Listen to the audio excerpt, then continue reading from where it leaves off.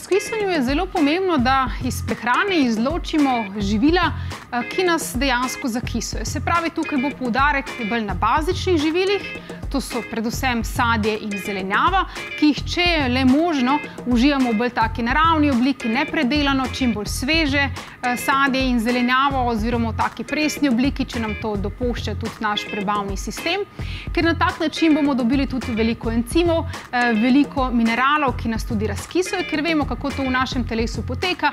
Če se ustvari preveč kislin, potrebujemo bazične minerale, ki se vežejo na te kisline in jih izločijo.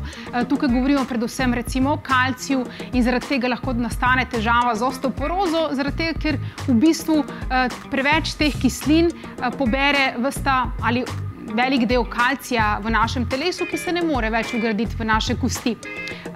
Tako od te hrane tudi recimo žita, ki so bolj nevtralna.